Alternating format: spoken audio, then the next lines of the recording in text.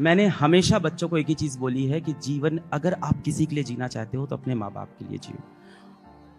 अब ये बात ना मुझे भी बहुत लेट रियलाइज हुई है, इसलिए मैं चाहता हूँ बच्चे हो सके तो मेरे कहानियाँ सुन के पहले रियलाइज कर लें। If you want to dedicate your life to one person, dedicate it to your father and your mother. अपने माँ बाप को दोष देना बंद करो।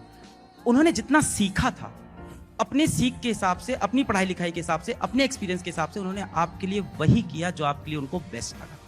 उनसे जो बन पाया वो आपके लिए उन्होंने किया।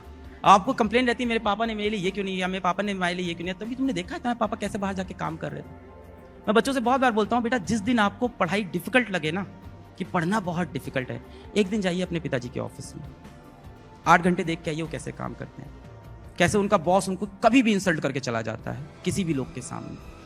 डोंट ब्लेम देम कि उन्होंने ये नहीं किया हमारे लिए, बी थैंकफुल कि उन्होंने हमारे लिए इतना किया। आप बहुत लकी हो, आप बहुत लकी हो, आप बस फील नहीं करते हो। हम सन 2011 में मेरे पिताजी भी मुझे कॉलेज में एडमिशन कराने ले जा रहे थे, और जैसे जैसे लड़के बड़े हो जाते हैं ना, इनकी पिता से बातचीत बहुत कम हो जाती है, बहुत लिमिटेड हो जाती है। पिताजी से इतनी बातें बचती है, पापा पूछते हैं आके खाना खाया, जी पापा, पढ़ाई कैसी चल रही है, ठीक है पापा। इसके बाद पापा और आप एक दूसरे को देख रहे हो किस टॉपिक पे बात कर ले हम लोग। फिर थोड़ी देर बाद होता है कि इंडिया अच्छा खेल रही है वर्ल्ड कप में, हाँ इंडिया अच्छा खेल रही है। क्रिकेट का एक टॉपिक होता है जिस पे बात हो पाई। ऐसा तो है नहीं कि लड़के जाके रोज पापा को बोल रहे हैं, पापा आपसे मैं बहुत प्यार करता हूँ, आई लव यू पापा। मतलब करना है पर पापा के साथ नहीं, कहीं और करना है ना। कितने लोगों ने यहाँ पिताजी को आई लव यू बोला होगा एक बार भी जीवन में? हाँ, अभी व्हाट्सएप चेक करूंगा कहाँ कहाँ आई लव यू तुम लोग रोज बोल रहे हो, और एक साथ कितनों को बोल रहे हो? पिताजी को नहीं बोला जा रहा है, मेरे से भी नहीं बोला गया कभी, और बहुत लिमिटेड बातचीत होती थी पिताजी से। और क्या होता है ना, जैसे जैसे लड़के या बच्चे जैसे जैसे बड़े होते हैं, लड़के लड़कियां बड़े होते हैं ना, वैसे वैसे ये 16-17 की उम्र आती है ना, इसमें हम बन जाते हैं क्रांतिकारी। हमें चाहिए आज़ादी, घर से आज़ादी चाहिए हमें। घर में लगता है बड़ी रिस्ट्रिक्शन है, रात को 9 बजे के बाद बाहर नहीं निकलना है, दोस्तों के साथ घूमने नहीं जाना है, टाइम पे सो जाना है, टाइम पे खाना खाना है। लॉजिकली देखो सारी बातें सही थी, पर हमें उस टाइम चाहिए होती है इस घर से आज़ादी। और आज़ादी कहाँ मिलेगी? आके कॉलेज। तो मेरा भी ऐसा ही सपना था कि भाई अब इस घर से आज़ादी मिले, इस पिताजी से आज़ादी मिले, मुझे यहाँ से निकलना है यार, इन लोग बड़ा परेशान करते हैं। तो 2011 में पिताजी मुझे कॉलेज लेके गए, तो फिर हॉस्टल मिल गया, और फिर पिताजी बोले कि रात की 9 बजे की ट्रेन है, हम चलते हैं। हमने कहा ठीक है। फिर पिताजी हॉस्टल के गेट पे आए, हम भी आए। फिर पिताजी हमसे बोलते हैं कि अलग जाओ, अंदर जाओ, रात हो गई, खाना खा लेना, और बेटा टाइम से सो जाना, और सुबह टाइम से उठ जाना। वो पूरा सब बता रहे थे कि टाइम से उठना है, टाइम से सोना है। फिर हमसे बोले कि बेटा रोज़ फ़ोन करना। हमने कहा ठीक है पापा, रोज़ फ़ोन करेंगे आपको। फिर हमसे बोलते हैं कि बेटा अगर तुमको पैसे की कोई ज़रूरत हो ना तो हमें बताना, और यहाँ किसी से पैसा मत मांगना। कॉलेज में आके ना बहुत सारी गलत गलत एक्टिविटीज़ होती है, क्योंकि आप होते हो 18-19 साल के यूथ, और आपको एक्सप्लॉइट करने के लिए बहुत सारे लोग आसपास, कॉलेज के आसपास बैठे होते हैं। पिताजी ने मुझसे बोला कि अगर तुमको पैसे की ज़रूरत हो तो ये मत सोचना कि तुम्हारे बाप के पास पैसे कम है, मैं कुछ भी भेज दूंगा, तुम्हें पैसे हमेशा भेजते रहूँगा, तुम किसी और से पैसे मत लेना।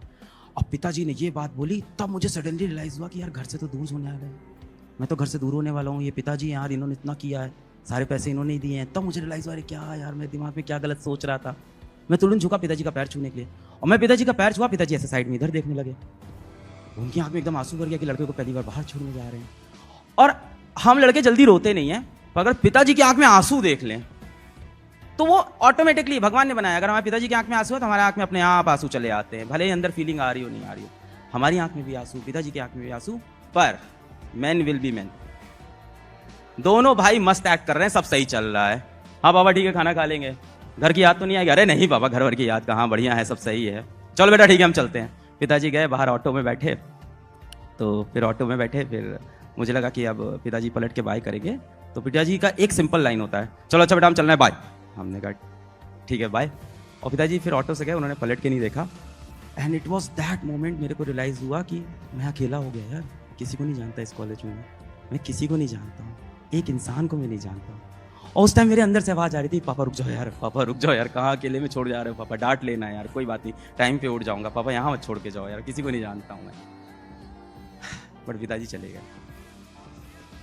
And it was that moment मुझे रियलाइज़ हुआ कि ये जो पराए खुले शहर की जो कैद होती है और बंद घर की जो आज़ादी होती है, ये घर से बाहर निकलने के बाद ही इंसान को समझ में आती है।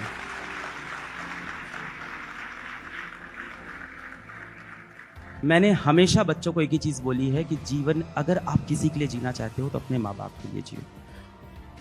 अब ये बात ना मुझे भी बहुत लेट रियलाइज हुई है, इसलिए मैं चाहता हूँ बच्चे हो सके तो मेरे कहानियाँ सुन के पहले रियलाइज कर लें।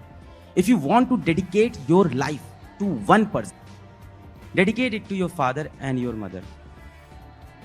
एक्चुअली ना हमारे माता पिता भी हमें अपने से दूर भेजना चाहते नहीं हैं, असल में उनकी भी मजबूरी है, उन्हें हमारा फ्यूचर बनाना है, इसलिए भेजना पड़ जाता है।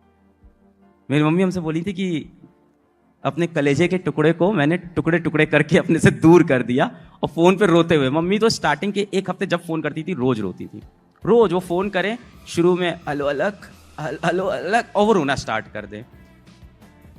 पापा नहीं रोते थे, या शायद पापा का रोना दिख नहीं पाता है, ये भी हो सकता है। कहा जाता है ना कि बाप बिना आवाज के बिना आंसू के रोता है, उसका आंसू दिख ही नहीं पाता किसी को। खैर एनीवेज, ये तो जिंदगी का सत्य था, हमने एक्सेप्ट किया, हमने कहा असलियत की जिंदगी अब शुरू हुई है अलग पांडे।